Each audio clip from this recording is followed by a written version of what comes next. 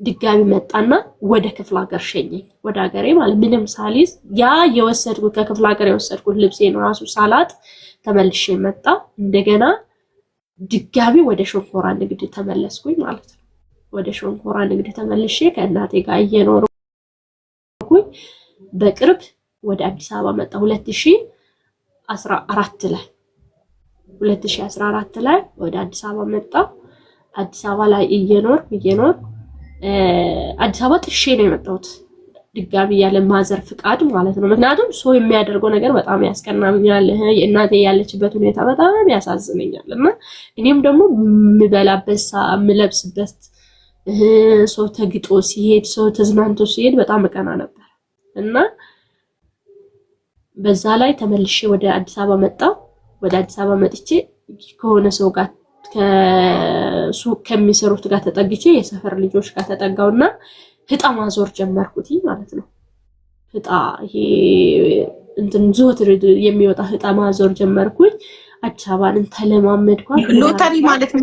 ሎተሪ አይደለም፣ ህጣ በቀን የሚወጣ አሁን ለምሳሌ አንድ እቃ ገዝተሽ እዛው ሲጨርሱ ኩፖን እቃ ገዝተሽ የሚሰጥሽ ከሆነ ኩፖን ኦኬ ጀመርኩኝ። በሁለተኛው ወሬ ለራሴ ለብቻ ቤት ተከራዩን 1600 ብር ቤት ተከራዩ። አንዳንድ የሚያስፈልገኝ እቃ አስገባሁት። በቃ ጎበስኩኝ፣ በጣም ጎበስኩኝ። ይሄ ቀበሌ ምናምን መመላለስ ጀመርኩኝ። ስልጠና የሚሰጡበት ቦታ ላይ መሳተፍ ጀመርኩኝ። በቃ እንደዛ እየሆንኩኝ አዲስ አበባን በጣም ተላመድኳት ማለት ነው። ከዛ እግዚአብሔር ደግሞ አንድን ሰው አሳልፎኝ ሰጠ። ያም ማለት ባለቤቴን ማለት ነው።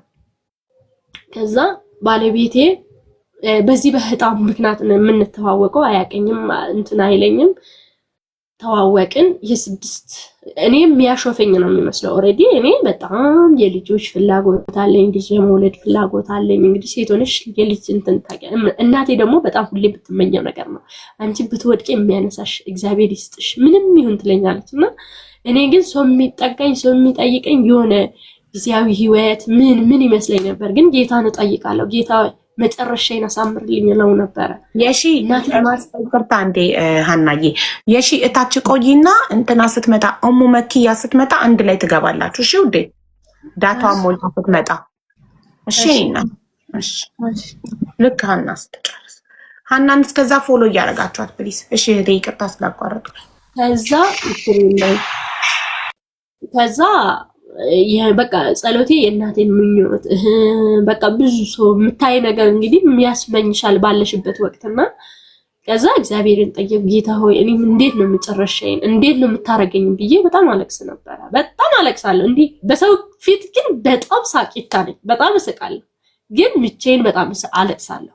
ሚስጥሬን ለሰው ማካፈል ብቻሽን ስትሆኝ የምታለቅሽው ስትጸልይ ነው፣ ፈጣሪን ስትለምኝ ነው። ዘወትር ቁጭ ባልኩበት ሰዓት ሁሉ አለቅሳለሁ። ልጄን አየሽው? ወይኔ ጌታሽ፣ ልጅም ወልደሻል። ማሻአላ፣ ጎበዝ ጀግና። እሳይ። እና ትንሽ ከፍ አድርጊው ካሜራሽን። ጡትሽን ካየ ይዘጋል ውዴ፣ ይዘጋል ካሜራውን። ኦኬ ቆይ ላስተካክልልሽ። አይ ችግር የለም ማለት አጥቢው፣ ግን ጡትሽን እንዳይታይ ነው። ይዘጋል ጡት ካየ። እሺ ይሄው ካሜራሽን ካረግሽው ግን አይታይም። እሺ አሁንስ አስተካከልሽ? በቃ ካስተካከልሽ እሺ፣ አሁን ጥሩ ነው። ከዛ በቃ እየኖርኩ ከባለቤትሽ ጋር እንዴት እንደተዋወቃችሁ እየነገርሽን ነበረ። ትኬት ሊገዛሽ መጥቶ ነው። አዎ በትኬት ምክንያት ተገናኘን። በትኬት ምክንያትም ያው እሱ ሲናገርም በጣም የቤተክርስቲያን ሰው ነው። በጣም በቃ ምን ብዬ እንደምነግራችሁ አላውቅም። እና ጥያቄ ሲያነሳልኝ እኔ ልዬ ፉገራ ይመስለኛል። ሁሌ ፉገራ እና እኔ እሱ እንዲሆኑ እኔን እንዴት ይመኘኛል፣ እንዴት እንትን ይለኛል ምናምን ነበረ በሰዓቱ ላይ። እና ከዛ ከዕለታት አንድ ጋዲ ነገር ነው እንትን ይላል የሱ እንትን ተሸካሚ እንትን ይሰራል እና የቀን ስራ እኮ እቃ ሊገዛሽ መጥቶ ነው። በመጀመሪያ ቀን የተያያችሁት ላይን እቃ ሊገዛሽ መጥቶ ካንቺ እጣ እያዞርኩ እሺ። እና እሱ በስራ ቦታ እያለፍኩኝ እዛ ጋር ያሉት እንትኖች እንደ ከስተመር ሆኖ እየቆረጡ እሱን ቆረጠ። በዛ ላይ ቆርጦ ከስተመር ማለት ነው። ቆርጦ ካንቺ ኩፖን ኦኬ ወጣ ብዬ ደግሞ አልናገርም፣ ሜሴጅ ልካለሁ ለሁሉም ማለት ነው። እከሌ ወጣ ምናምን አልልም። እና የሚገዛ ሰው ስልኩ ይቆይ። አንድ ሰው ሲገዛ ካንቺ ኩፖን ስልክ ቁጥሩ ይመዘገባል። ስልክ ደብተር ላይ ትመዘግቢያለሽ ወይ ስልክ ላይ?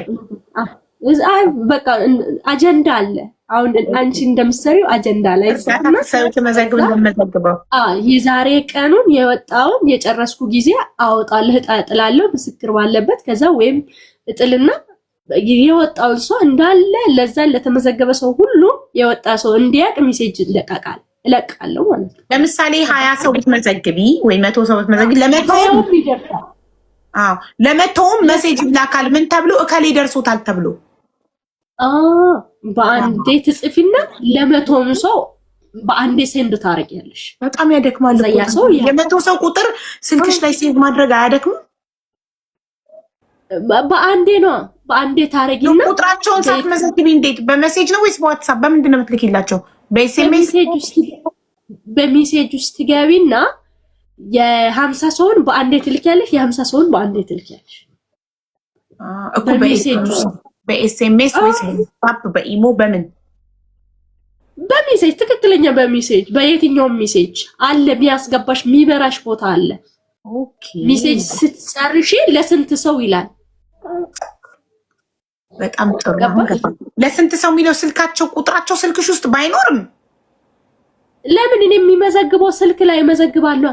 የሚመዘግበውን አሁን በደብተር ላይ መዘገብኩት በስልክ ላይ መልሰዋለሁ። ከዛ ሁሉሽ ቱ ማች ወርክ ምንሽ ብዙ ስራ ነው። ደብተር ላይ ጽፈሽ እኔ በእርዳታ ስለማውቀው ነው። ደብተር ላይ ጽፈሽ ከዛ ከደብተር ላይ ደግሞ ቤትሽ ደግሞ ማታ ቁጭ ብለሽ ደብተር ላይ ስትመዘግቢ ቀን ላይ የዋልሽውን ደግሞ ማታ ቁጭ ብለሽ ስልክሽ ላይ ኮንታክታቸውን ታስገቢያለሽ። ስልክ ቁጥራቸውን ታስገቢያለሽ። አስገብተሽ ነው መሴጁ ብቻ ነው ቀላል። በአንዴ ትልኪያለሽ መሴጁ እንጂ የሚገርምሽ ነገር ማለት ነው። ለምሳሌ አንቺ 3 ቀን ቆርጠሽልኝ ከሆነ ያንቺ አይጠፋም፣ እዛ ውስጥ ይኖራል። በጣም ጥሩ። ደግሞ የቆረጠ ሰውማ አንዴ ስልክሽ ይዞታል። አዲስ ሰው ጭቅጭቅ ተወጃለሽ ሊዲያ። እኔ ዝም ብዬ እንደ ከብት ሳይገባኝ አልሰማማ።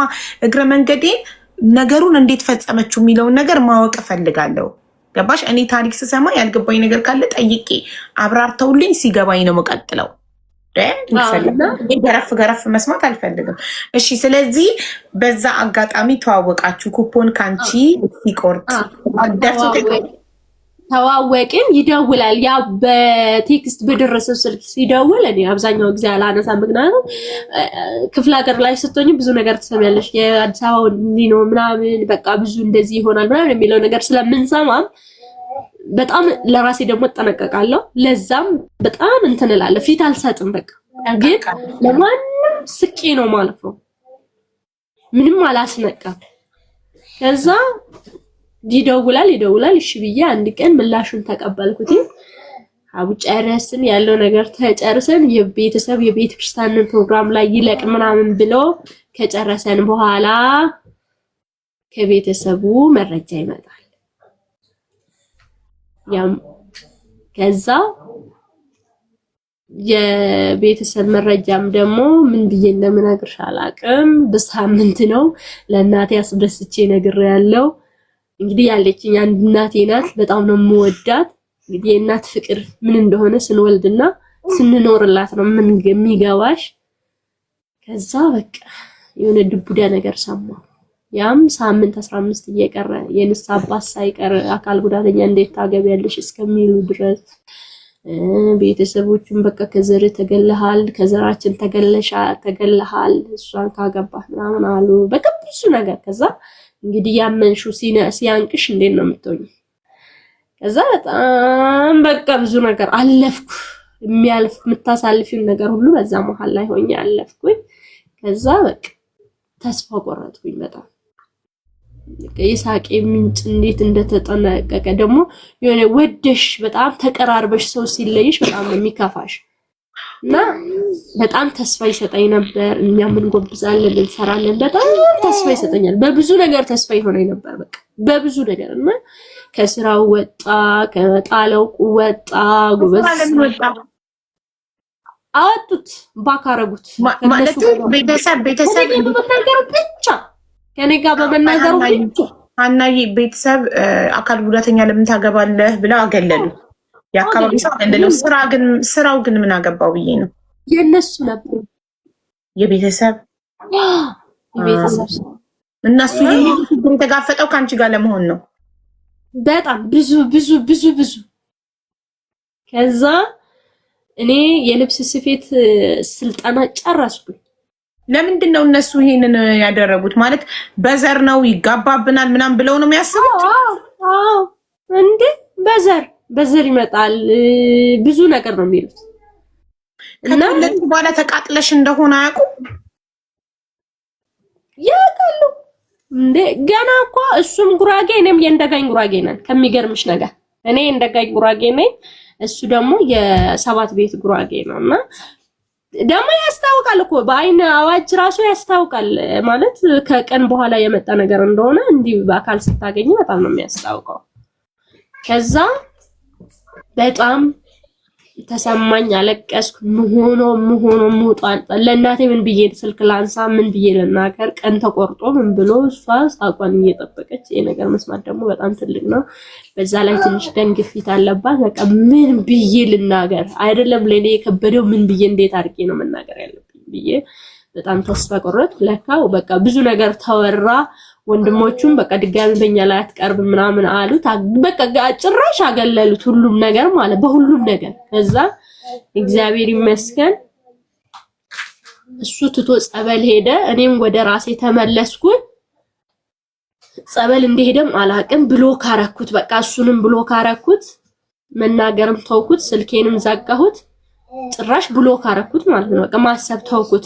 ከዛ ሁለት ወር ከምናምን ከሆነ በኋላ ለካ እሱ ከቤተሰቡ ጋር አይደለም፣ እኔ ከቤተሰቡ ጋር በቃ ተያይዞ እንደዛ ስለተባለ የሄደ መስሎኝ ነበር። እሱ ግን ጸበል ነው የሄደው። ጸበል ሄዶ ቆይቶ መጣና ከዛ በሆነ ሰዓት ላይ ከምሽቱ 9 ሰዓት ላይ አጋጣሚ ስልክ በከፈትኩበት ሰዓት ላይ ደወለልኝ።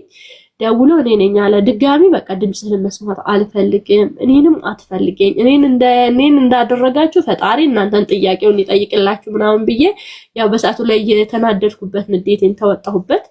ከዛ ድጋሚ እንዳትደውል አለ። ከዛ ቤት ያቅ ነበር እኔ ያለሁበትን እና ቀጥ ብሎ መጣ። ከዛ በኋላ እኔ ከቤተሰቦቼም አልሆንኩም ከአንቺም አልሆንኩም፣ ግን አንቺ ለእኔ ዕጣ ፋንታዬ ከሆንሽ ምንም ሁኚ፣ አንቺ ለኔ ዕጣ ፋንታዬ ነሽ። ዕጣ ፋንታዬ ከሆንሽ ደግሞ ምንም ሁኚ። እኔ ቤተሰቦቼን አግብቼ መኖር አልፈልግም። እናት አባቶቼም ቢኖሩም ባይኖሩም